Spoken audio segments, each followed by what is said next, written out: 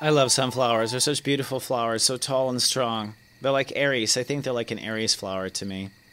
So I thought we'd talk about the concept of belonging, and I thought I would show here today in the Sensei Sunrise how our solar system and how our soul system works with the belonging state of awareness. But first, let's look at belonging.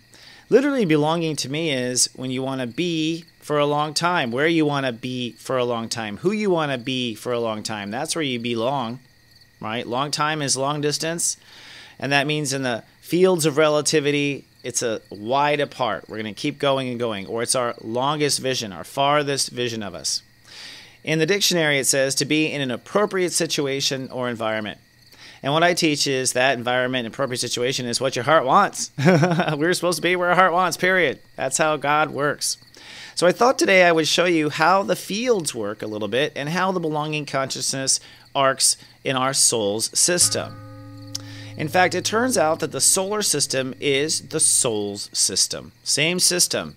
It is not only a part of our vibration, but it is literally an example of how we work in incarnation too. God is really clever in letting nature be its own metaphor for how it works. So if you follow my drift. So in the center of our heart, in the center of our chest is our heart, and that is the sun. Just like in the center of our solar system is the sun.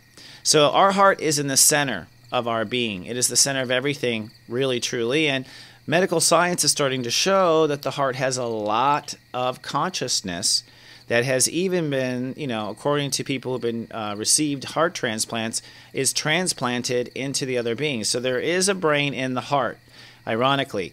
And this is what runs the whole show. Now, orbiting the heart are our thoughts, okay? And our thoughts are zipping around our heart very fast. That means that the heart is technically smarter than thoughts. And we know this because when you're about to think something, you go somewhere. Where do you go? You're going to your heart. That's where you're going. You're not going to your brain. Your heart is going, what should the brain think about? What should the brain manifest? What should the brain bring into the first, physicalization of manifestation? And the interesting thing about Mercury is it's moving very fast. It's the second fastest moving state of awareness. You can actually look at the planet's speed around the sun, and that's how fast that state of awareness vibrates. So our thoughts move very fast, and our thoughts are so close to our heart that many of us have a hard time differentiating between our thoughts and our heart. It takes some time. If you're born in a natal chart with the sun conjuncting Mercury, you have a hard time separating your heart from those things. Then we have our creativity field. So it's your love field, then your thoughts are around that, and then your creativity is around that, which means that our thoughts are always under our creativity. Our creativity is always surrounding our thoughts, always, like a field, like an atmosphere. Our thoughts are on the planet of creativity, right? If you think about it that way, and our thoughts are on the planet of the sun, or in the planet of creativity. You see what I'm saying? So each of these are like a Russian doll system, and to some degree, we're always going up in consciousness. Right? So we start from the center and we go up, and it's like onion layers out. So creativity, which is an invisible thing, and notice that we have to go through creativity to get to everything. Now let's move to the next field, Earth.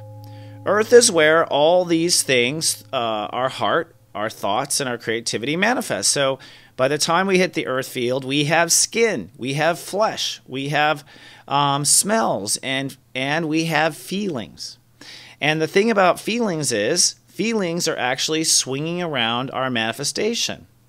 Feelings swing around our creativity. Feelings swing around our thoughts. Feelings swing around our heart. Feelings are basically a blanket that you wear. A blanket that you feel on the inside and a blanket that is affected by the outside.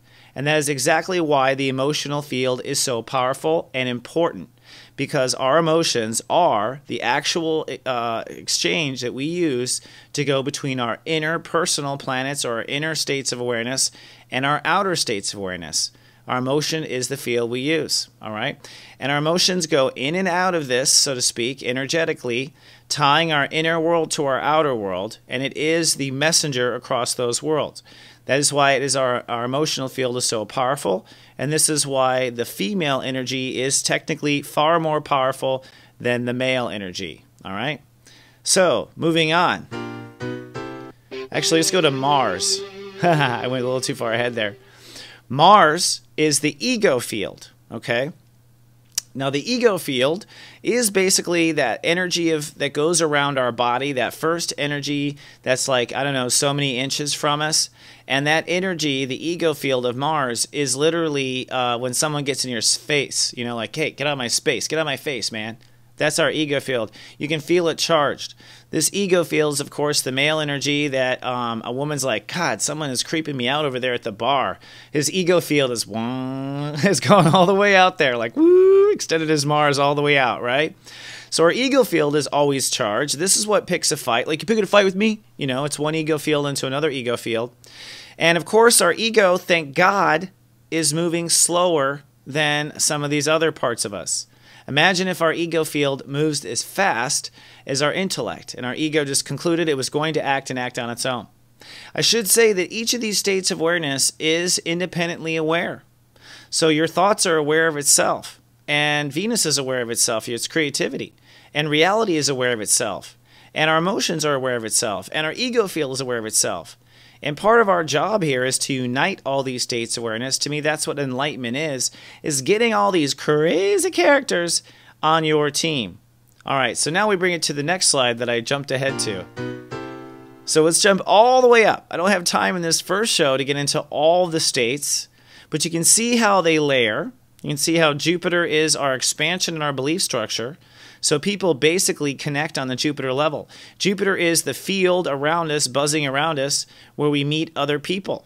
All right, so we meet in the Jupiter field, and we hang out. That's why it's the party vibration, and the Sages are the parties, and it's the collective consciousness is Jupiter. So our collective consciousness meets there. So after your Mars field, you've got a field that is connecting you. Then you've got your Saturn field. That's the field that disconnects you.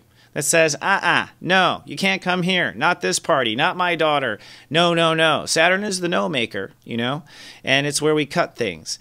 Chiron has a very weird orbit, but that's basically the nurse, and it checks in on all the planets. So the part of us that checks in on ourselves, the part of us that checks in our integrity, right?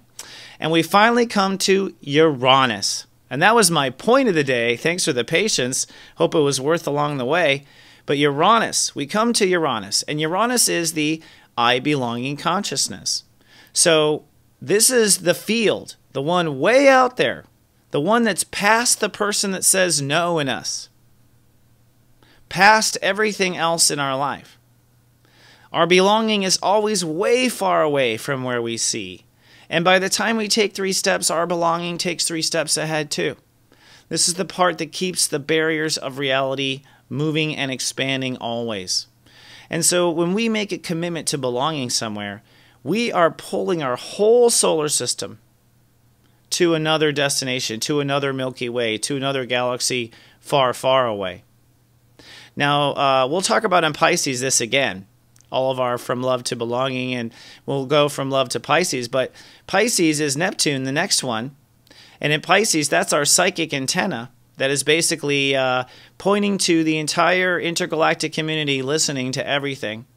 So that's our state of awareness that listens. And then Pluto, that little guy, he's guarding the whole thing. Pluto is our final boundary. You got to get through Pluto to get to me, right? That's our Scorpio, our step 0, our hidden step behind everything. So when you create something in your life, you are basically having to light up every state of awareness from your heart, the sun, to your belonging. And you have to know each state and ideally align each of these in order to manifest the reality that your heart truly desires. You have to know what your heart wants, and you have to know where you belong.